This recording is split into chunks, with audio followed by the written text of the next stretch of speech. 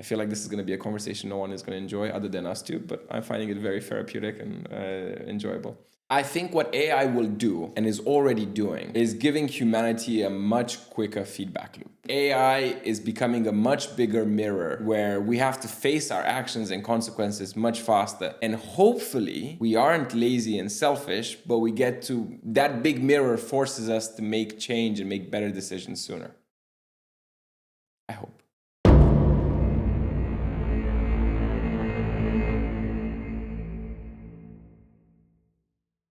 There was a guy with 300 kilos of roller bearings on a bus coming back from Turkey. When you don't do that when you're comfortable, right? Like, that guy wasn't thinking, I'll take the path of least resistance. I think he had some other decision, like he needed to improve some other decisions. Is roller bear the best profit margin? But anyway, no, exactly. Growth and comfort can't coexist, unfortunately. So if you want growth, and I think startups need growth, you need to put yourself in an uncomfortable position.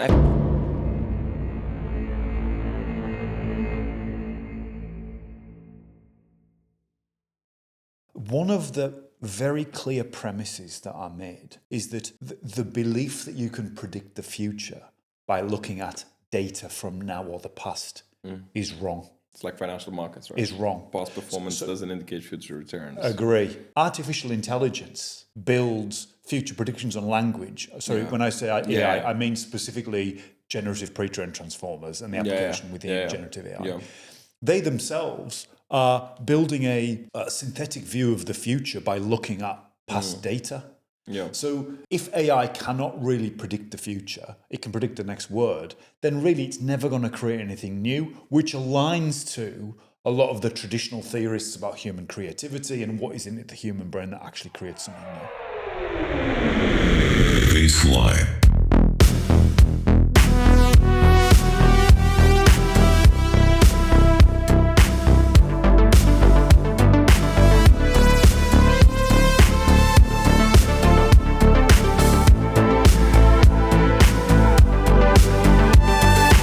The baseline is designed to create an emotional response.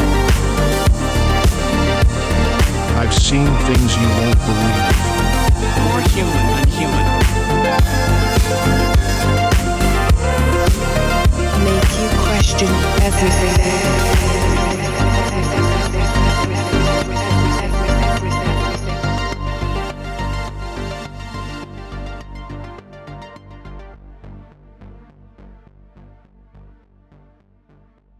I did see, and I've seen recently the emergence of something called the simple, is it Light Phone? Light Phone 3? I think it's like you can pre-order, and it's a very lightweight smartphone. So it's got your calendar. I think you can do Spotify for podcasts, but there's no social apps. And it's actually quite a nice looking device. It looks quite appealing. I don't know. There've been some dead bodies on this path, because there was some pretty phones before where like you can only call, you can't get email, you can't. It's like the granny phone, right? This is the first one I've considered buying. Couple $100. It looks nice. I don't know. I think it's I really struggle to believe people take a step back. I think people take a step sideways, right? Like I can see like the conversation we were having earlier where it's hard to consume a lot of podcasts, as in it's hard to consume podcasts in the way you want because of the fact that it's hard to search for them. So therefore, do you start consuming podcasts on ChatGPT? Because that's a better way to say like, oh, here's my interest, search for this and so forth. I think people will replace social media. They want to replace social media with something, but I don't think they'll replace it with nothing. I think they'll replace it with being addicted to a ChatGPT that lets you consume videos or something like that, right? That is fine-tuned to what you want or fine-tuned to podcasts that you want, and it will keep referring you, and then people will go to that just to avoid the social media aspect. But I don't think people will go back to less. I think that's why a lot of these phones that were like limited didn't really succeed at scale. I'm sure like you have a small group of people who are massive advocates and they'll always buy it and blah, blah, blah. But I think to get mass appeal, it's the same way where people move to TikTok from Facebook or from Instagram, but they didn't move to nothing. Well, it's a feeling of investment. You're investing time and you're effort. wasting so much. I don't think he's even investing. I think you're wasting. Whereas, Right. well, if you look at OpenAI ChatGPT, Yeah. people are starting to create quite a lot of memory and history within those applications. So they're starting Interesting. to, it's getting a track, it's getting a provenance, traceability of decisions, work, family, whatever. Yeah. I do see a future where that just becomes a forward-facing digital agent for a number of things, whether it's searching for content that you like or fronting up to certain conversations or things. I can see, because it has the ability to recall and bring context to engagements that humans might not have the time or focus or memory to do. Yeah. I think you're right.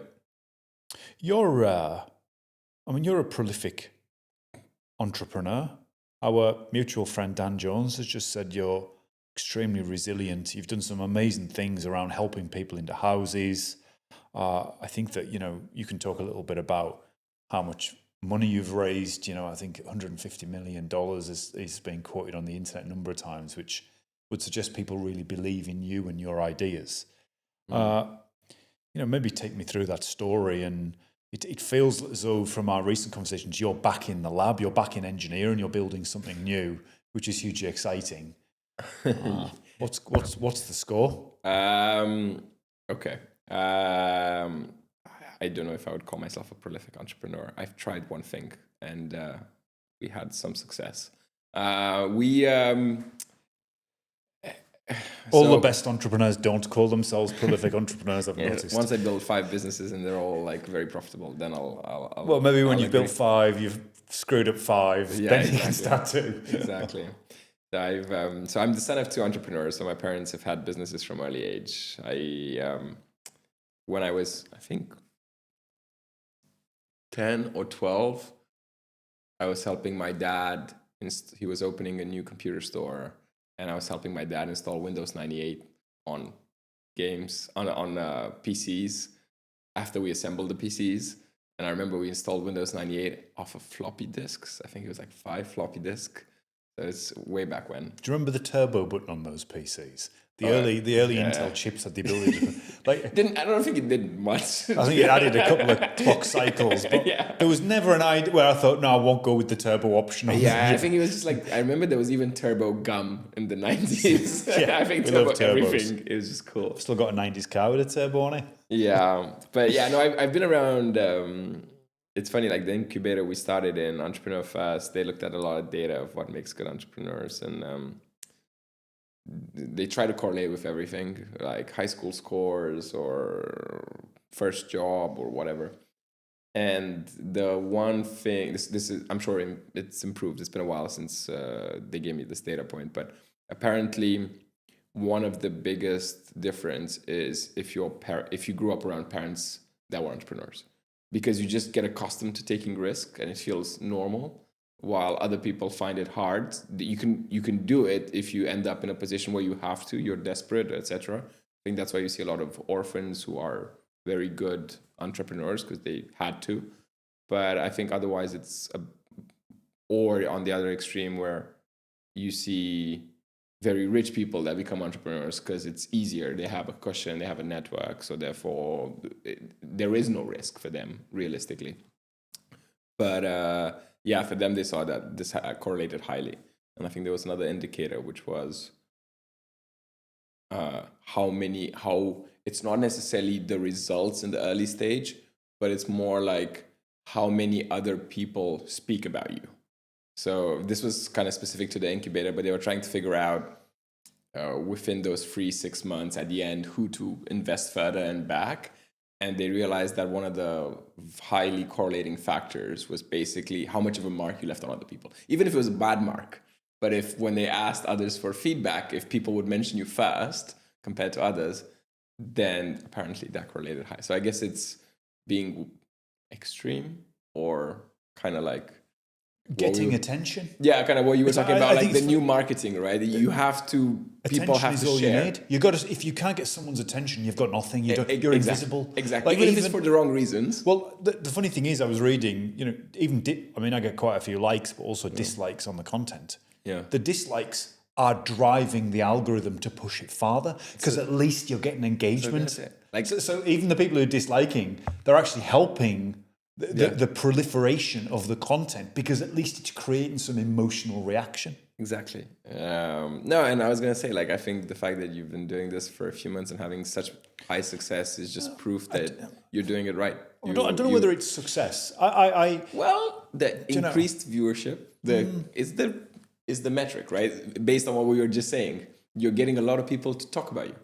Well, I think the first challenge is attention. Yeah. When you've got attention, then you need to work out, like, why? So what do I keep doing? Exactly. Exactly. I mean, there was a crazy peak this last few weeks around Black Mirror and augmented humans with, systems. And I've managed to get a guy coming on from one of the big universities in London who leads the practice for the human brain machine interface. Like the Neuralink? Yeah. Cool. Vadim, the work they're doing, they can generate computer systems from brain tissue. Nice. Or they can even simulate traditional classical computing on brain tissue. So like on biological computers, basically. I mean, yeah, exactly. Yeah. And it's early stages, but they're already showing that they can identify areas. So say if you get a physical brain damage, they can 3D print a replacement chunk, put it in. I love and hate these people. Like now, as I'm kind of thinking, what do I want to do next and exploring different things, you read about that and you're like, what am I doing with my life? Like you're just like, I'm trying to improve this bit here. And I'm like... Yeah, you can never compare yourself to anybody else. I never got, being competitive, I do, right? So you're like, what? I need to choose something bigger. I need to choose something stronger. But I think you need to choose something that matters to you. Exactly. But it's just, the whole development of biosynthetic intelligence and human-machine interface is, fascinating. The funny thing is, 6 months ago, I didn't know anything about it. Yeah. And I consider myself quite well versed in enterprise technology, what enterprises are doing, what corporates are doing. Yeah. And then you uncover these things, specifically around biosynthetic, quantum, obviously a lot of what's going on with AI, which is hypey, but you see what's going on. Yeah. It's absolutely fascinating. I wonder so here's a question for you. Sorry, and maybe I'm turning the tables around, but how do you accurately predict when these new technologies are gonna have that big inflection point? Exactly, the inflection point, right? In the Gardner scale, right? Because I feel like because of ChatGPT, because of AI, we're in a bit of a hype territory, and you believe that quantum's gonna work and it's gonna turn around next year, right? My wife advises some billionaires, and she was. They're all saying, we missed the AI boat. And they're kind of keen on quantum because quantum's the next boat. But it's like, is that the next boat to invest in now? Or we're going through the initial hype and then they're going to have the trough of disillusionment, whatever. And then it's going to peak 10 years from now. So actually you want to invest 6 years from now because you're still going to be in the trough. You don't want to come in now and get shattered. So how do we remove the hype glare and accurately predict when the inflection point is going to come? Well, I think this is a really interesting conversation. Yeah. And let's first of all take... Sorry, but it's just kind of like what I'm thinking now, where as I'm choosing what to do next, it's like... Well, let's take a couple of points that have been made. First of all, when you look at David Deutsch's position on his book, he's a advanced physicist at Oxford University, and he talks specifically about quantum computing. There's the book he written, The Age of Infinity. And one of the very clear premises that are made, and this is really interesting, is that the belief that you can predict the future by looking at data from now or the past is wrong. It's like financial markets, right? Is wrong. Past performance doesn't indicate future returns. Agree. Yeah, exactly. So let's if you just take that hypothesis, artificial intelligence, which by its very nature builds future predictions on language. Sorry, when I say AI, I mean specifically generative pre-trained transformers and the application within generative AI. Yeah. They themselves are building a synthetic view of the future by looking at past data. Yeah. So you have to ask yourself, if AI cannot really predict the future, it can predict the next word, then really it's never going to create anything new, which aligns to a lot of the traditional theorists about human creativity and what is in it the human brain that actually creates something new. But I think it can predict and it can't predict, right? I think you can definitely, because like fundamentally you can predict the weather pretty well. Like we can't predict it a year from now, but we can predict it next hour or next day or next 2 weeks, right? So I think it's about knowing what you're good at and what you're not good at. And then it's being aware of your bias, right? And then having the tools you have to predict what you can, and then making informed decisions. Like, yeah, I can't predict what's going to work 10 years from now, but I can get a pretty good attitude of what's going to happen in the short term with some of these things. And then you make sorry, I'm talking about me, but like the way I'm thinking is use the tools you have to make informed decisions in the short term. And you keep doing that. You keep iterating, right? And then afterwards, you see if you're right, you're wrong, and then you take more steps. Someone kind of mentioned, if you think about this as, okay, I want to, like your friend, I don't know what's motivating him with the biological interfaces, right? But fundamentally, he has, I'm assuming, a very long-term vision, right? Like he's doing this because he's trying to solve something to get rid of, I don't know, brain problems by using these artificial computing or to enhance humans or whatever it is. But that's going to be 10, 15, 20 years away, right? But he needs to plan what he's going to do this year and apply for budgets this year and next year and prioritize amongst those 1,000 things that can lead to that. And fundamentally, someone made a really good analogy when I recently to me. He said, like, look, it's kind of like you're trying to plan a trip and you know where you want to get to. That's your 15, 20 years from now vision. And you can take a bus, right? And there's a lot of bus stops and you're not really sure, you know that this bus from where you're going is going to take you in that direction.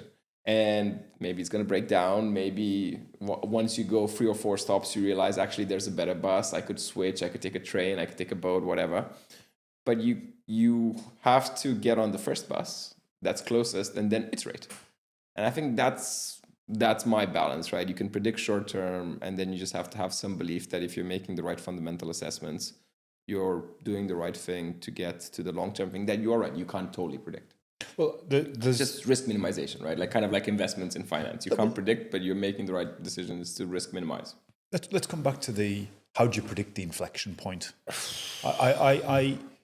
When I think about this, I think I look at what happened with COVID. Yeah. COVID was a catalyst for a whole set of inflection points on social distribution, people being at home, relying more on digital news, digital connection, digital networks, which drove a huge inflection point on technologies that we've seen, like we were talking about Spotify, we were talking about music streaming. You could argue that post-2020, a whole set of inflection points have occurred on various different technologies, including the actual practical adoption of technologies like generative AI and ChatGPT, as people have become, they're working from home, they're not in the office, they're behind a digital interface by the nature of video calls. So augmentation of that digital interface, whether it's a simulated background or a GPT that's supporting you on what you're saying, is kind of expected technologies. The question comes that these catalysts for innovation and inflection, the question is, how can you predict them? And my point is that some people will have known that was coming and most people won't. And the real question, Vadim, is how do you become one of the few that can predict these, or know, not predict, but know these things are coming? So when they happen, you're there to capture the value. Yeah. Because people will have captured huge amounts of value off the back of COVID, while 99% of the global population was locked at home, frightened, unable to see their relatives, looking at a very different way of living. Some people also stole a lot of value, right? But yeah. But you see how that difference works on being able to know the inflection points coming. Yeah, I think. And And blockchain, for example, and digital currency was an example where the mass decentralized tried to create an inflection point, but it didn't happen. What I'm understanding here is, how do you predict the inflection point? Maybe that's a broad question. I think, do you believe the inflection point is coming? I think is one. And I think here, for all of these things we're talking about, which are pretty deep tech or finance tech that are they're all kind of transformational, right? And I think we all believe the inflection point is coming. And I think it's more of a question of knowing when it is coming and knowing when, because you have these stages, right, where you're like, oh, it looks like it's coming. We're making massive progress. And therefore, are we close? So should we invest now? Or is this a false hill and it's going to crater because people are getting all their hopes up and therefore we should wait? Right? I think that's the question for me. Should I wait or should I hop on the train now and go all in? Because for me, my problem is, when we started the discussion, is I'm pretty much an all-in guy. I either do it or I don't, right? If I'm choosing, if I wanted to make this my next 10 years of my life. And therefore, you don't want to make that bet on the wrong side of the hill. And I think it's tricky because it's not predicting something's going to happen. It's more like, I think the answer fundamentally is just looking at the data very carefully, right? Because with COVID, you can't predict COVID. It's a black swan event. But once it happens, reading the tea leaves, seeing, okay, people are going to stay at home, people are going to need to be more engaged. What can I do to that takes advantage of this paradigm shift? And you read a bit about what Bill Gates was saying, you quickly realize, okay, this is a 5-year thing. It's not a 1-year thing. So therefore I have time. I can do it. So I think then you can make some informed decisions. You can also start hopping, right? And you make hundreds of millions and all of a sudden that goes to shit because in reality you predict the world's going to be different. But what we've learned is humans aren't really different. No one really likes change. They do what's convenient for them for the short period of time. So yeah, I think it's tricky. I do believe quantum's going to happen. I think crypto, it's getting so much mass appeal that it's happened or not. Like someone made a good point. JP Morgan was shitting on crypto while hiring hundreds of people to do it internally. So I feel like you have to, in all of these things, you get a much better answer the more deeper you look into the data, right? And don't necessarily take what people say, look at what people are doing. And I feel, and it's interesting, like this year we went to Davos for the first time. And it was very eye-opening because you get people at a very high level within all of these fields, like Dr. Peter Lee, who's the head of Microsoft Research, who's been working with ChatGPT, and he was talking quite seriously about quantum, and he was explaining that they're excited about it because effectively it's allowing AI to simulate predictions on a much more granular level. Because instead of, like, if you're looking at drug interactions, you don't just predict, oh, this drug based on like past results. You can actually predict with quantum how that each molecule reacts with the drug, and then each subsequent molecule reacts to the drug through kind of all the quantum entanglement. So that's exciting, right? And therefore you see, okay, and 1 month later, they said like, I can't tell you too much, but we're launching something. Then a month later, Microsoft came with their new kind of hardware for quantum. So, but is that, okay, now I believe I should go all in and it's going to happen next year? Or is it the hype? I think it's, for me, the question is, how do you eliminate the emotions of all of this people getting hyped so that you can see what's actually happening? Because then you can get closer to the inflection point versus just believing what everyone is saying, but they're believing it because other people are saying it. So it's just sheep following sheep.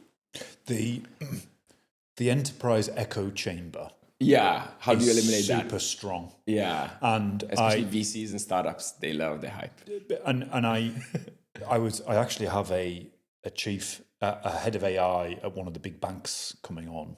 Nice. And I did explain to him. I said, look, if you're within your domain, your business, when you say something, the employees will clap. They will clap because they're part of the social hierarchy of the business. Yeah. They know that their existence and their reputation relies on being positive. So they will clap. And the danger of that, as I said to him, is that you're not getting an objective picture from the market, from the general population, or from your target audience. You're getting a set of people who are essentially paid to clap for what you say. So if what we're moving into, because of generative AI, is a era of he or she who thinks critically and is prepared to go deep and question everything and not allow that, echo chamber to change the way they think or the direction of thinking, then you've got to be objective and accept critical assessment, and you've got to put your views out to an objective audience. So when I look at quantum particularly, quantum's a very strange thing because there's a lot of people who've been in quantum a long time. It's exactly like I've seen the dead bodies. But they're still breathing, but they're resentful that it's actually starting to get wider appeal. Yeah. So I've seen this, a number of them, and they're positioning themselves as advisors, as specialists, this sort of thing. Yeah. And they're resentful when new people come into it because they're like, well, I've been talking about quantum for 10 years. Who are you? But the point is, I've just absorbed everything that there is to know about quantum in the last 6 months. Yeah. So the idea of experience in this long-term thing, I'm not sure there's any value in that. But one thing I would say, Vadim, at this level, right? If you're the researcher in a lab, you don't want the guy that just started like 6 months ago, right? You want the guy that's been knee deep, because at that level it matters, right? But yeah, I agree. If you're not at the peak, it's so much easier to be replaced. Especially with this democratization of access to information. I think it's interesting though, and it's tricky because I wonder if people become more critical. Or I wonder if people's opinion become more unified. Because if they're using ChatGPT to ask ChatGPT, what should I think about this? And they're all getting there about whatever my boss says at work or this strategy. And they're all getting the same answer from ChatGPT. Then fundamentally, aren't they all just going to get unified on whatever ChatGPT says is the new media, the new brainwashing, the new sun? The sun becomes ChatGPT, right? Or are they going to use it to ask tough questions and look themselves to basically to do deeper research than they could have before with ChatGPT? I think fundamentally people will just do what they all done. 80% of them will ask the quick question and believe the ChatGPT answer. And I think it's interesting. I think a lot of where AI should go is going to become much more tailored and give everyone answer based on their experience. I think you're right. ChatGPT and these guys are becoming more valuable because then they have your feedback, right? If you're asking them to give something and then you keep correcting it, it knows what you want and it knows what you consume, so therefore it can be more tailored. I think if they're not using that, then it will become a bit boring, because if everyone asks the question, if everyone uses any sort of search and gets exactly the same answer, it's not exciting. It's not, they don't feel loved. So I think people will flock to more generalized. But very few people will critique, I think, and very few people will do research because it takes time and people are lazy. What, in terms of your father's entrepreneurship, was he building PCs, kind of enabling computing on the desktop? So we had many adventures, and I think failure was also obvious. As in, we got used to failure. So they started off, this isn't grandiose, right? My dad didn't invent Facebook, or my parents didn't, but we were in a small town in Romania, and I was born when communism fell apart. So the whole country went from everyone wears one type of shoes and has one type of jeans because it's the only thing you can buy, to all of a sudden you could get VHS tapes and you could watch movies. So the first thing, actually my dad missed my birth because he went to Turkey to buy, I think, jeans and VHS and bring them to Romania to sell. And someone on the bus decided to buy a shit ton of roller bearings and put 300 kilos of roller bearings in the bus. And the bus broke down going uphill because it was too heavy. So my dad got stuck in Bulgaria when I was born. So I had to miss my my birth. But yeah, so they tried, I think their first business was basically selling clothes and some tech from abroad, and that went pretty well. First off the back of a car, then had some shops, and then afterwards they thought this was pretty, they wanted to do something more, I don't know, because he used to be an engineer, so he could program computers. So they wanted to do something a bit more advanced. So my mom and my grandma started a pharmacy, and my dad started a computer parts store in '97, and also an online cafe to kind of educate the local people and get them better at computers. And that worked well until the big brands moved in town and they had much better prices. So that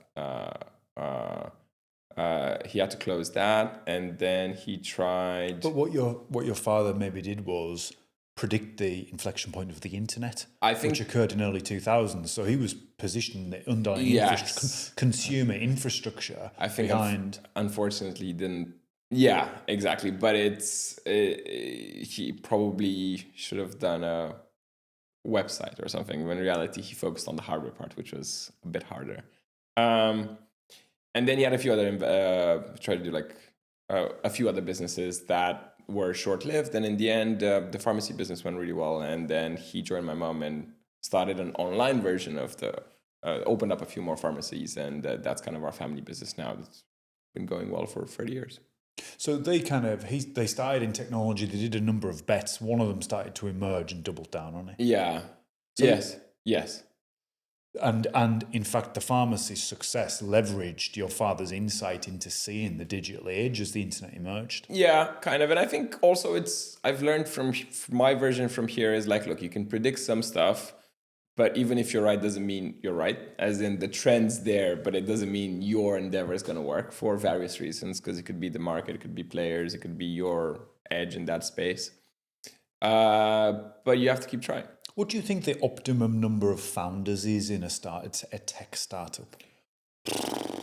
I think it depends.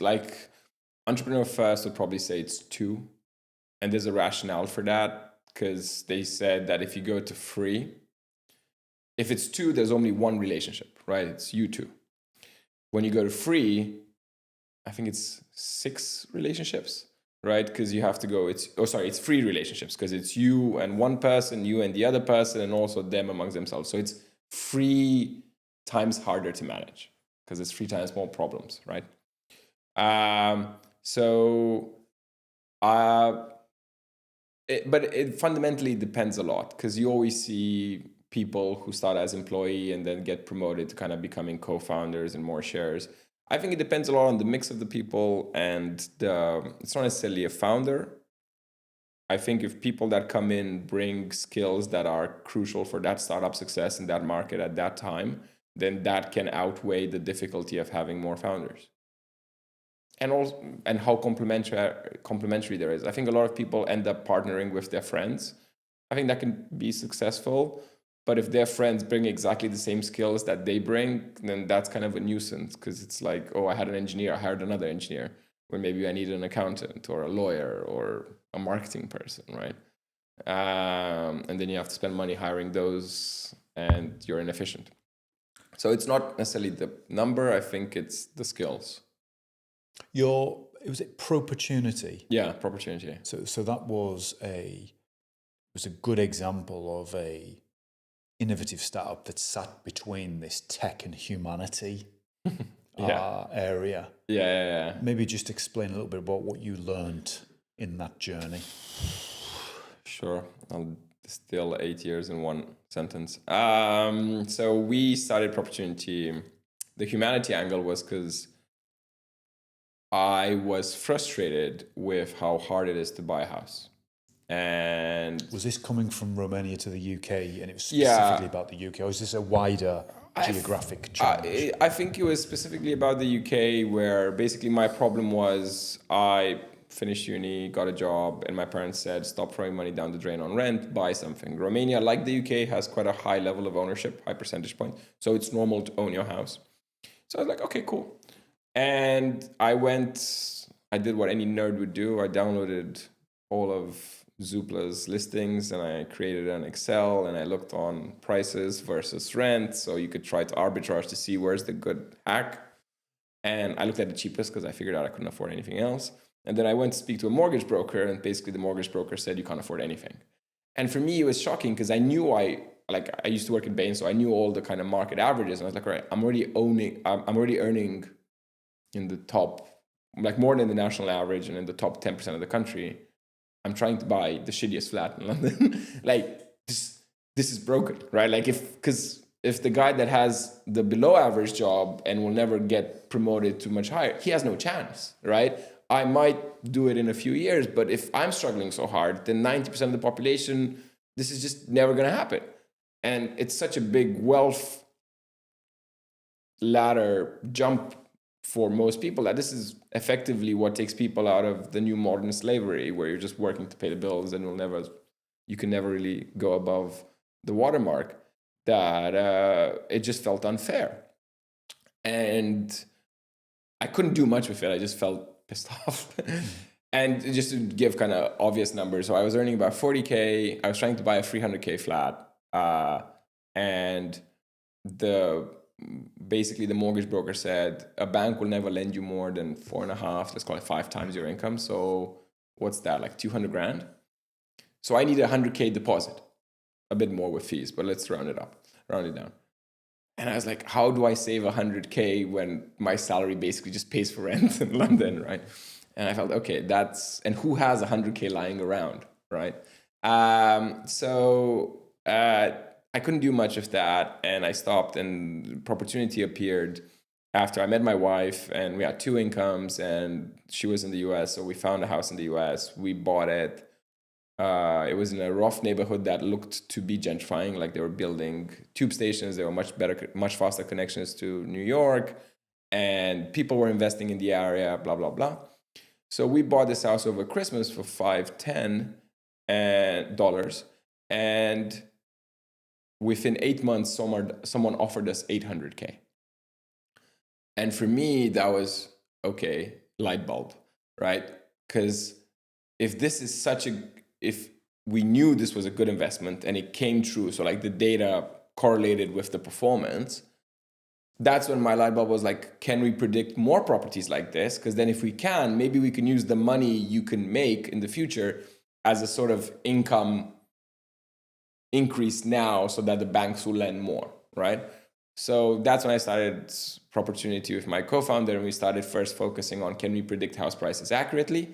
Naively thinking that we can take this to the bank and then the bank would sort of take it as future income or whatever, just lend more to first-time buyers buying these good properties, and therefore more people could borrow and afford their home.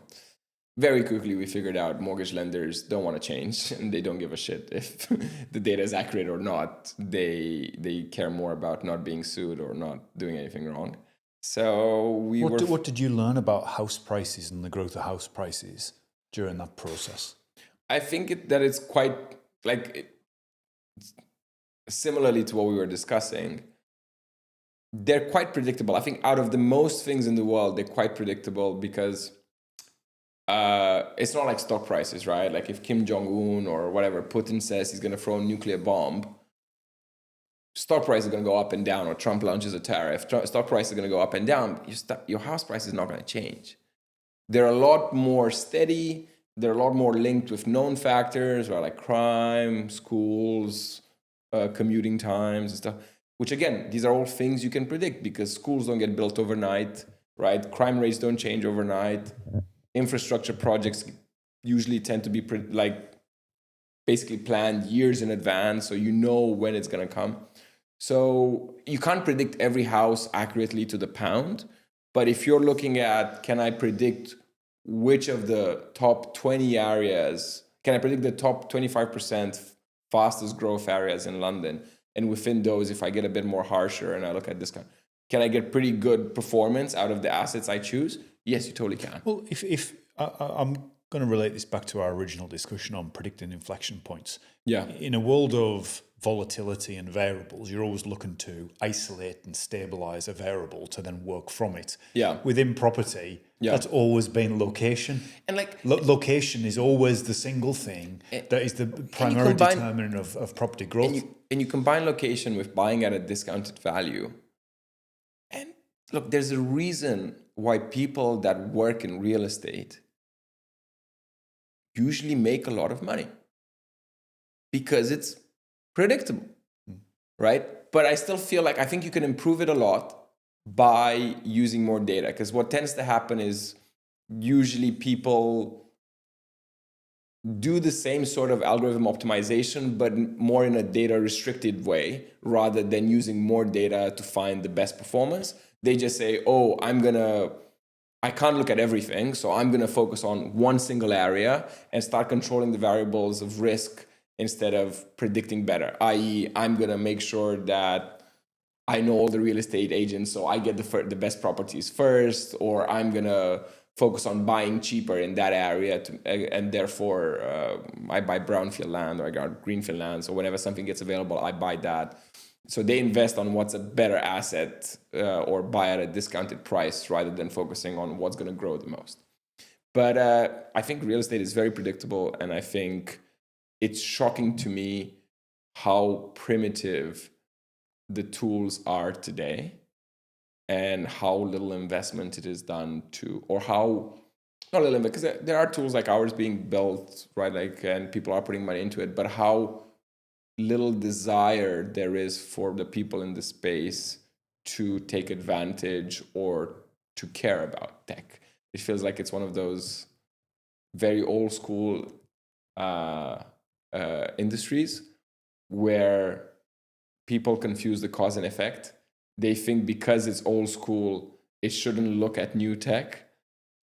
But that's kind of like using legacy decisions, as in, it's kind of like saying, oh, we've used the horse and carriage for 300 years. We need to keep using the horse and carriage, rather than saying, oh, the people that have done the best are the people that have been most open to technology and innovation. And just because you have resources doesn't mean you shouldn't spend them.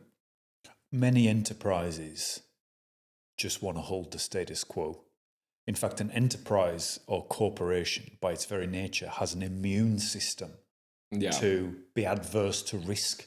And risk is usually presented in the form of some form of change. Innovation, yeah. So any innovation or change has to be boxed in, it has to be controlled, it has to be isolated from production, which, of course, is right in some ways, because the function of production has to be predictability, stability. You know, these businesses are there to protect. Many businesses get to a point where they're there then to protect what they've created. But it's not a business, it's a government, right? If you effectively at that point, you're a government. You're making sure the nature is safe. The company is safe. But if the people that started the company would have behaved like that from the start, you would have never had a company, right? So it's tricky, and it's a lot about this disruption and innovation. And it was a very interesting podcast I was listening to recently from Even Spiegel, the guy from Snapchat, and how they said that you have to become more like a government, and you need to become more like that to ensure following process, and as the corporation grows, because people expect the same treatment, right? And you don't want to fall through the cracks, and give good customer service. But on the other hand, you also need to keep innovating, and you have to kind of have a dual population approach where you have to have a very small innovation-led hack team that they get to do their decisions individually, and they focus on things that are inefficient and don't tie with the normal process. And you need to and your job is to create a bridge between those two teams to make sure that one listens to the other without letting one dictate the other too much. They need to operate kind of, it's as if you have a government and a guerrilla team. And then you need to make sure that they're both safe, but they both also listen once in a while. And I think the problem we have is there's not enough guerrilla teams and there's not enough bridges in real estate. Because the reason is, if you're rich, you don't need to be richer, unfortunately. Mm-hmm. But anyway, sorry, that's my trauma, my past experience. I want to pull it back to something related. And I think mortgages is even worse because you have a lot of regulation, which kind of further enhances the government behavior. And I think it's also tricky because homes are such a primordial need that fundamentally people treat their home kind of like their kids. And therefore, that's why there's another reluctance to change, because it's just fear. The adoption of new technologies and this fear and this resistance is playing out in AI. Just yesterday, I was speaking to an entrepreneur who's co-building with Tencent, building applications in China. Nice. And she was saying that 88% of the Chinese population overtly communicate that they're open and open to adopt new technologies like AI. And compared to the US, Western Europe, the actual number is closer to 50%. So the openness to adopt new ways of doing things, usually infusing technology, robotics, is much, much higher in Asia. That's what was in the discussion yesterday. First of all, they've been doing it at a much higher rate over the last 30 years than here. Right? Like, where were people in China in the 80s and 90s, right? A lot of them were in rice fields, right? Like, much like my parents traveled and so forth. So a lot of them were like at poverty level, very low access to most of the high income things that we have here, or food, etc. So their life has transformed hugely over the last 30 years, which automatically means you have to do new things and adapt to them. And also that's worked, right? Like, a lot of these people's income level has gone up hugely. You look at the UK's income level in the 90s compared to now, I think in real terms it's probably lower, right? So, and they had access to a lot of tech, right? You could buy a computer here very easily in the 90s. Buying a computer in China in the 90s, I think, was quite impossible for 99% of the population. So if you take one person and their access to tech hasn't changed, but their life hasn't gotten better, and you take another person from China and their access to tech has gone up hugely and their life has gone way better, of course this person is going to be more adaptive to like new tech than the first case. I don't think the government has much to do with it. I think the government is just the failure of governments. I would replace it with, and also from my personal experience of communism, people really don't trust the government, because it's a lot of this fake hand waving that you say, oh, no factories, or the economy is doing great and so forth, and then boom, Evergrande collapses. Or I don't want to say anything bad, but there's a lot of saying like it's Russia, right? Like, you have to say what the party will never say something that will never say that they're doing a bad job, right? So there's a lot of lying. So everyone that lives there knows that. So therefore, there's a lot of mistrust in that. But I think what they probably have trust in is in the society and economy, because if the economy and society is done well, and you see a lot of people around you using more of the tech, obviously you'll be more open to use ChatGPT if all your colleagues are doing it, and those colleagues have, every time something like that happened, your life ended up better. I think in the UK, it's just not, people just look around and they're like, my life hasn't gotten better. So therefore, that's why they're mistrusting of it. But yeah. Tell me about, do you ever go back to Romania? How has that gone? Like, how has the economy and the quality of life changed since that inflection point from moving from communism in the late 90s? Countries are much better. I think Romania is known as we usually talk pretty bad about ourselves, but if you look, it's a very beautiful place, Vadim. It's a nice place. I think we had a lot of problems, right? Like but it's a gorgeous place. Your king seems to really love it. I think he has like a village there and countrysides, because it's a lot of the parts in the countryside haven't been corrupted. So you have some villages that literally look the same as 150 years ago, and they didn't build blocks of new flats around them and stuff like that. So I think that's nice. The country has transformed hugely. And because we were effectively a third world country in the 90s when communism fell. And now we're a second world country, I guess. So it's been a massive shift. 1.5, let's call it. But yeah, no, the fact that we've been part of EU, the fact that we've been part of NATO, there's been a lot of infusion of capital. So every time I go back, everything looks better. I think it's yeah, it's a lot of growth. So I think that's kind of helped people also. And there's this fact where when you're not the first mover, it allows you to skip a lot of steps, right? So for example, you go to the US, if you want to talk about payments, you go to the US, it was, I think, only now, like you still have a lot of payment terminals that just have chip and sign. You still have to sign all the receipts.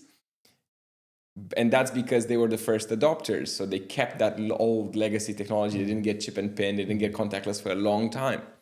While in Romania, because they adopted payment terminals in the 2000s, they moved straight to chip and pin, right? And I think that's kind of what happened to China. If you're not the first adopter, you come in late, you get to skip and you move straight from step 0 to step 7, and therefore you get a lot more benefits. While if you're the first adopter, you get to deal with legacy issues, legacy maintenance, and then your progress gets slower. There's a number, African mobile networks. Exactly. They're latest and greatest. Great Britain, was built upon Victorian infrastructure. The trains, a lot of the stuff that was brilliant in the late 1800s. It's like the TfL, right? Like it's super hard maintaining all the old tech. Because it's being used all the time. So how do you incrementally transform it into something that gets another 100 years of life? They need a crack team of like 10 people that proposes, and then the rest keep this. And which plays to your enterprise evolution play. So is that how you believe countries need to evolve, with highly focused small teams who are just focused on execution? Yeah, I'll put my hand up and I'll say I'm not an expert on this. I've led a small startup. We were doing innovative stuff. I didn't lead a bank and a small startup. I've had some experience at Bain before when we were advising really big enterprises, including banks, etc., on how to move faster and grow faster. So I've seen both sides, but I didn't do it. But I do feel you need to have a small team that has no political correctness obligation. It's pure data, pure transparency. Everything it's no bullshit. No one's doing it because someone said so. It's pure because we've looked at the data. Here's what the data says. We've run experiments. The same way you run it, it's basically research. You need to fund research. You need to fund research without giving them targets to be successful instantly, where your targets are purely based on the number of experiments and how hard they're trying, right? And also accountability the opposite way. It's like, okay, but why are we running this experiment? Another one. Prove to me that this has a high chance of success. This sounds like Elon's Department of Government Efficiency. But you have to do both. I think what Elon's doing is trying to do just that. And I think that's what's pissing people. And also he's not really explaining it. He's not really getting approval, right? I think he's trying to do just that and force it on thousands of people. And if you force change, people will be resentful. It doesn't mean the idea is wrong. Like he's trying to save money, which is fundamentally going to bring an increase to everyone. But he hasn't got enough to say, hey, you're going to get an extra £100 or $200, whatever, per month if you just let me do this, and you'll be better off. And if someone would have explained that better and went through the typical channels, maybe there'll be slightly better results. But your experience and thoughtfulness and also urgency, I get this sense of urgency. How are you manifesting that into your next venture? Like what's next for you and how are you going to execute on it? It's very hard. I'll be bluntly honest, because I think one of the problems that I didn't expect is with doing a startup, it's very useful experience, but it's also you become a cynic because you've seen a lot of things failing, and it's not necessarily a cynic because I'm still an optimist inside, but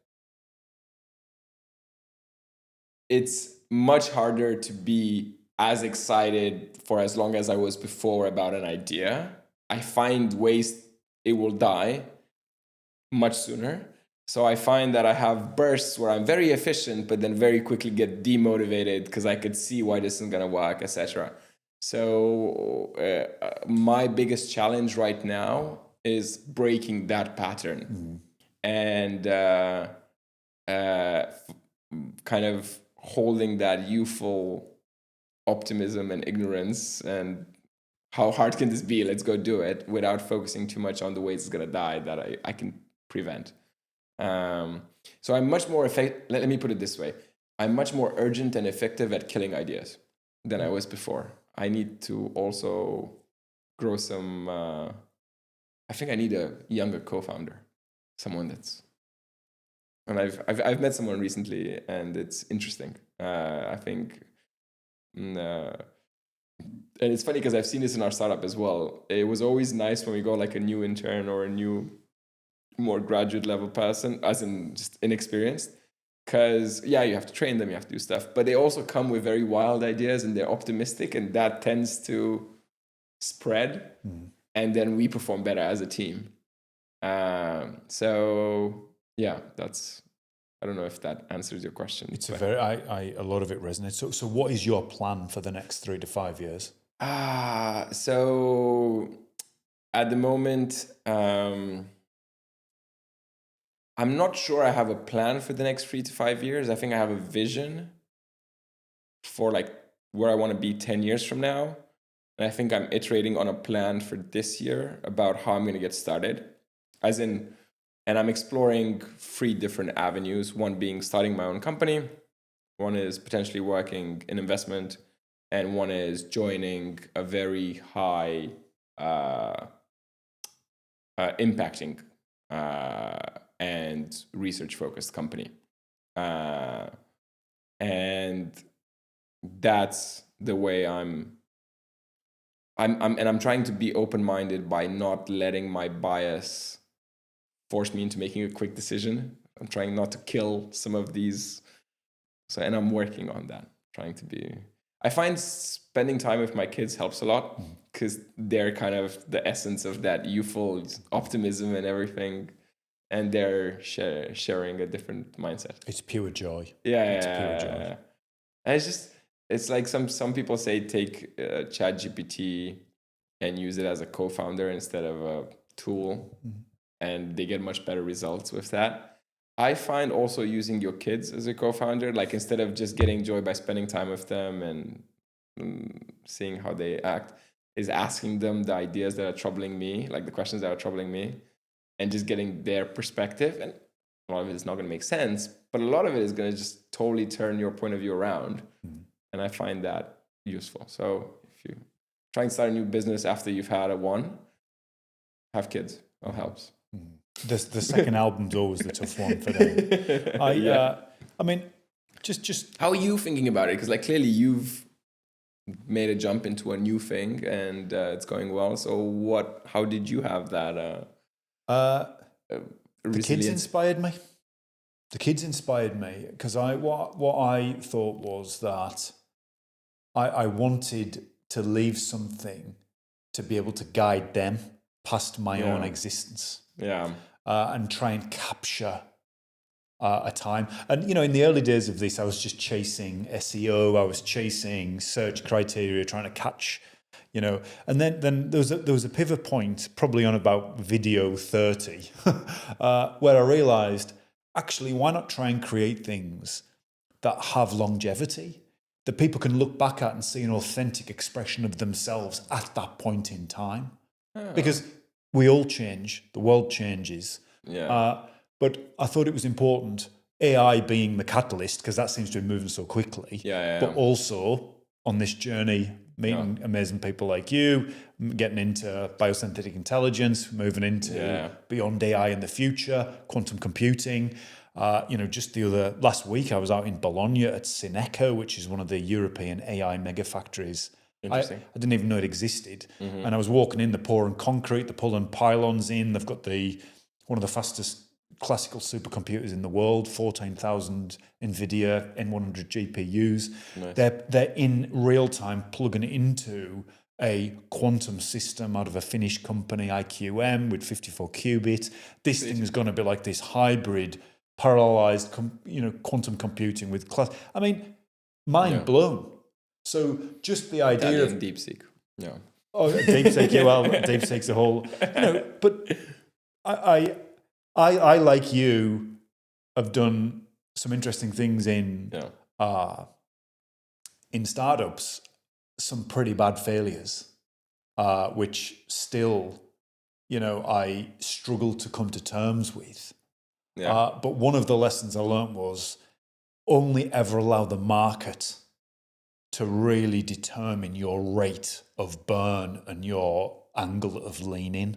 And the echo chamber of venture capital, your friends, people who believe in you, you've got to put that in a box and be so disciplined at only allowing the market to tell you the truth. Yeah. And as a founder, I found it's very easy to ignore the truth because you become so passionate and have such high conviction behind ideas that are contradictory to the way things are done. You, by its very nature, get used to listening to no, people saying no, VCs saying no. So when people start to say yes, like VCs or your friends, it can become quite compelling. But even if you've got to be so disciplined at only allowing the market, who's actually getting value, who's paying for that value. I believe now when I look at things, I am so focused on not ignoring the obvious and allowing the market to tell me. Right? Yeah, exactly. Which in itself is a big inhibitor to doing anything. Because no longer is naivety your best friend and rushing in and creating beautiful things and great things contradictory to contemporary thinking. Yeah. Because your point is you need to hook into somebody younger. I don't necessarily think youth is the answer to, finding that naivety and energy. You do see in your kids, but I don't know what the answers are. It's difficult. I think we're all on our own journey. Of course, and everyone has like different sort of starting points, right? But I think you have to. I think you're totally right that a business is right. It's not a charity. It either works or it doesn't. And you can only ignore the truth for so long. And if you are ignoring it, it comes at a cost. So be aware of that cost and make sure it's worth it later on. I think you also have to focus on what you want, right? Like it's what you said. Basically, if you're doing something purely because someone else finds it interesting, but it's going to be very hard for you to keep doing it when it goes bad. And it's always going to go bad, right? It might be for a short period or for a long period, but it's always going to be tough at some point. I think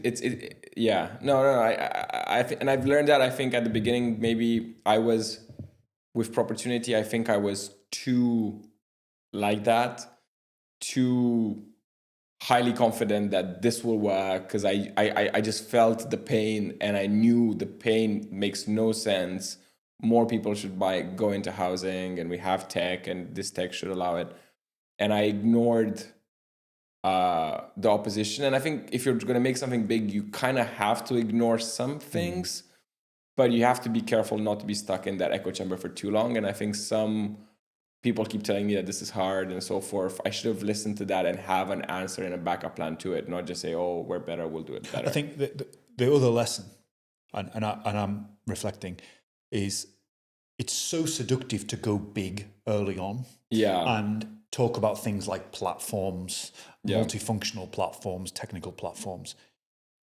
In my experience, when the businesses that have been very successful selling, tens of millions out to US public companies, bootstrapped, were when it was so explicit and tight and uninteresting to most people.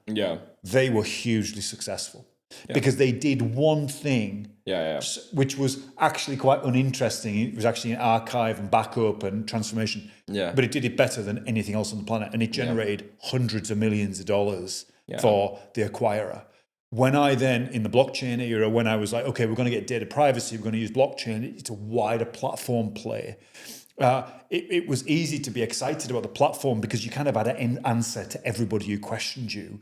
But when I was lying and focused, I was actually, what do we actually do better than anyone else? I couldn't find that. And I think that, I actually spoke to an investor who was introduced to me by Dan, a guy called Gigi Levy-Weiss. I'll never forget this. We were sitting in Soho House in London and we were talking about this inflection point. I'd probably raised about 5 million capital from Salesforce, Back and Gospel, blockchain platform. And what I was saying to him was, I said, we're getting amazing feedback at enterprises. We've got some really good early anchor accounts, $1 million in revenue. But I'm struggling to find I can't find market fit. I can't find this. repetitive process. And he said, you've got to niche down. You've got to find that explicit thing that this does better than anybody else. Yeah. And the wedge. But this was the paradox. He said to me, the problem is, Ian, is the way you're thinking about this. If you find a wedge that you're not actually excited or passionate about, as a founder, you won't have the conviction to drive through the hard times. Yeah, exactly. So the problem was, when I started a business in a super tight niche, it grew very quickly and was very successful. When I started a business with a vision that I tried to execute behind as a platform, when it actually came to niche and down, it got less interesting for me. And that was 8 years slog. That was a hard entrepreneurial journey. Realization, But so when I've started this has been as niche as possible. Yeah. But you've learned, right? I mean, yeah, can you see the white hairs on my beard and the wrinkles? I'm only 33. That was one of those jokes for Dave. But it's hard. I guess I don't know who I could get sitting here and say this is easy. No, it's hard. And I think it's weird because like lately I've been doing some reflection, right? Taking a year off and thinking about it.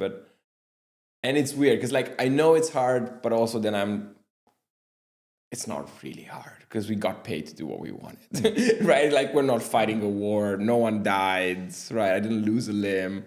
So it's also this, and I think in a way, maybe because I've been out of it a bit, it's easy to kind of say that out loud, but I think it's also important to say it out loud because otherwise you get trapped in this whole echo chamber of pain because I think it's kind of summing up all of these points is you need to experiment, which means you need to be wide, right? But then you also need to be focused because you have less resources, which is a dichotomy, right? It doesn't necessarily make sense. And I think the essence is and I think that's why iteration is important, right? Because back to what we were saying earlier, you can only forecast in the short term, right? So agree. And I think what you've probably learned is to be a lot more honest to yourself. And I think what I'm kind of struggling with now is maybe I'm being too honest, which doesn't allow optimism to build because you have to be, okay, I do want certain things. I believe in that, but I also don't believe in these things. And that's fine. And the answer is then we experiment, we trust and you need to make sure you're also doing something. And I think that's why it's important you start with something that you want, right? And I think you need to know that even if you need to want it so much that even if it ends up being dissected to 100th of what was the big vision, you still are excited about it. And I'll tell you. And also accepting that maybe if you do go to the point and you're not excited about it, it's okay to pass it on. I think what I've learned, and I've seen a lot, is people get ego tripped a bit and they want to make the big business without realizing that it's okay to start a business and then realizing it's not for you and you leave it for someone else. And you say, right? So a couple of things on this I would say is, and this is just my opinion. And I totally agree, by the way, with your echo chamber. I think as I'm going through this, VC this is the point I'm going to make. They take big bets. They're not a good data for is something going to work. No. They have to believe that things that might not work will work. But if you then use that you're reversing cause and effect. If you're using that, I'm doing well. No. I was celebrating funding rounds. I would never celebrate another funding round. But I want to come to this point on echo chamber. Sorry, I didn't want to cut you off. No, listen, this is so important. Firstly, nobody can give anybody advice on this, I believe, because in my experience, building companies is a very personal journey. And advisors, it's all bullshit. Right? Yeah. And do you know what I found? The more advice I got, the worse things got. Yeah. And because like if you paint a horse by committee, it ends up looking like a camel. And the problem is once you get VC money, you start to get people come around, advisors, this sort of thing, that sort of thing. Yeah. My experience of what worked, you just need people who execute behind a cohesive vision. And the one thing I don't want this point for me. Yeah. And this may or may not be right for you or anybody else. Yeah. For me, it's got to be life or death. Yeah. It's got to be life or death. And the startups where it was my co-founder, the company on the day we exited, the company was coming to take his sofa away. He couldn't afford the payments on his sofa anymore. They were coming to repossess his sofa. Right? He couldn't afford to buy me a coffee on the drive-in. I was in an old Range Rover that had about 130,000 miles on it. Yeah. You know, it was life or death. Yeah. And then the one where it was business class flights to San Francisco to go to the 100th floor on Salesforce Tower, you know, we were driven, we were fighting. It actually created more of an emotional toll. Yeah. But it was always, it's there. And with baseline, everything else I do now, I've got to really work out how psychologically I put myself in a place that this is life. This deal's got to happen. This piece of software has to be written. It's got to work. Because I think that when you get to a point in life where entrepreneurship is this thing that you calmly, and this goes against all of everybody else's advice on work-life balance. I totally get that, and what I'm saying could be terrible advice, so don't take it. Anybody take this as advice. But I saw success when bad things happened, and I was like, good, this is an opportunity for me to get even deeper. This is, you know. And I think that's when big progress happens, right? Like to your point, if COVID wouldn't have happened, none of these people would have enabled remote work and moving to cloud. Because it was life or death. And I think I forgot what I was reading, but a lot of like ancient texts also say like the biggest progress is when it's right after a calamity, right? Like a lot of the humanity's progress came after the Great Depression and so forth. It's when you are at your lowest, then you embrace change because you just know that you comfort is not an option because you have no comfort. It's like survival takes in and says, I need to do whatever I need to do to get out of here. And therefore change becomes a priority. And that's like, you will also fail, but you will also be in a considerably different position. You will move furthest from the position you were there in the shortest amount of time in that period, right? There was a guy with 300 kilos of roller bearings on a bus coming back from Turkey. When you don't do that when you're comfortable, right? Like, that guy wasn't thinking, I'll take the path of least resistance. I think he had some other decision, like he needed to improve some other decisions. Is roller bear the best profit margin? But anyway, no, exactly. Growth and comfort can't coexist, unfortunately. So if you want growth, and I think startups need growth, you need to put yourself in an uncomfortable position. I think that the trick I've learned, and I think, I don't know if you want unsolicited advice, but be careful with employees because employees are not founders. And I think I made the mistake of thinking that, because it's life or death for me, it has to be life or death for everyone else. And I think to a certain extent, you need to encourage people and align with the vision and align with hardworking.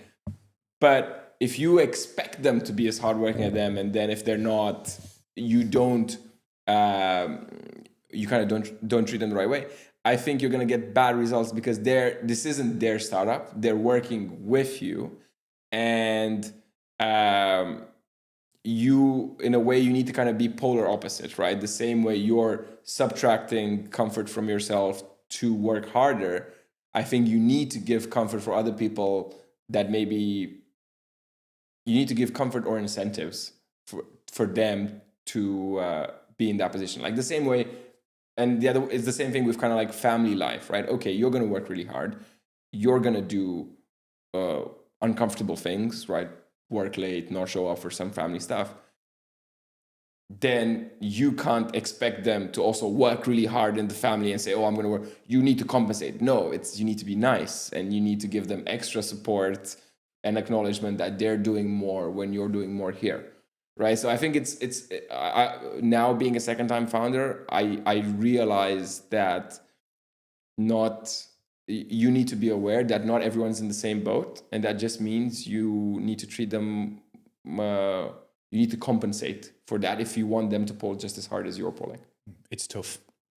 As we, I want to sum up a little bit. Your intensity and energy, Vadim, is as strong as it's ever been. So let me give you that piece of feedback. I'm deeply enjoying this conversation. Feel like this has to be the start of a number of others, especially on entrepreneurship and where with the mistakes we've both made. But I've listened to your story emerging from this profound transition of capitalism in Romania and being inspired by your father in the early phases of computing and pharmaceuticals, traveling the world, your partners from the US, you've lived there, you've got into this business that had profound opportunity to do good for people, to close this barrier to entry to one of the most foundations of living, which is a home. You've traversed that. And, whilst you haven't talked about AI, you've talked about data, information, using data to drive decisions. A lot of people now broad brush machine learning, predictive analytics as AI, but you have a deep longevity of experience in this technology. We were the guys who were pissed off because we've been fundraising and telling that we were doing. I resonate a bit when you were talking about the quantum guys that are pissed off when new people come into quantum, because they're like, we've been doing this since 2016 when no one was taking us seriously, and now everyone's excited about AI. It's like, oh great, even the guy that doesn't have a high school degree is pitching that he's doing AI startup from his. But as you've gone through that journey, you've had a deep understanding of the capability of this technology. But also, for me, the most exciting thing about AI is this overlap between humanity and technology, something that your startup certainly was in the area of. Let me ask you, Vadim, do you believe AI will take humanity to a utopia or dystopia? I don't think AI is going to take it either way. I think I'm going to resonate with people I don't like, which is people like the gun lobbyists in the US. A gun doesn't kill people. People kill people. And I think it's the same with AI. AI is a tool. And at some point, it's going to become more kind of self-prevalent and make its own decisions. I think we're not that close yet. I think humans, the answer to your question is going to be driven by what humans do with AI. I think humans will keep doing what they're doing. We will be selfish and we'll push it probably in the wrong options, but then luckily we'll realize, and our survival instinct is the strongest, and then we'll fix it. And is there a point where AI will not be able to be contained and it will kill us all? I'm not seeing that scenario come up in any short term, because I have a lot of faith in human engineers and engineering ourselves out of the problem. Like even now, okay, climate change, very bad, right? We shouldn't kill our only planet. We should keep it alive. I mean, will we probably go past the point of whatever the Paris 1 degree climate where it's the no breaking point? Probably. Shouldn't. It's bad. But I'm sure there'll be some engineer that comes up with a solution where we suck all the carbon out and put it into a plant, like a synthetic plant that then makes a lot more oxygen, and then we'll fix that. Or we'll go to another planet and start living there, or so forth. Humanity will survive. If anything, that's our strongest impact. We're going to make mistakes. I don't think AI is a mistake. I think we will make mistakes with AI.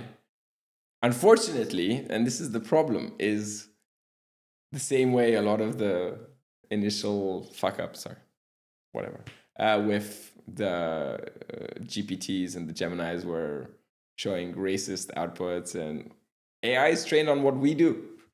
So because we're biased and mean and so forth, AI will be biased and mean and so forth, but hopefully the researchers are a bit better at putting some guardrails.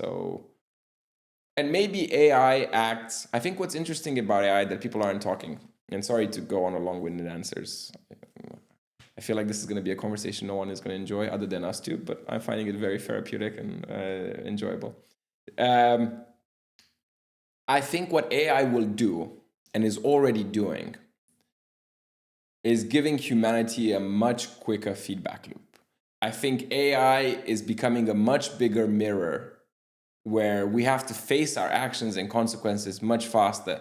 And hopefully we aren't lazy and selfish, but we get to, that big mirror forces us to make change and make better decisions sooner.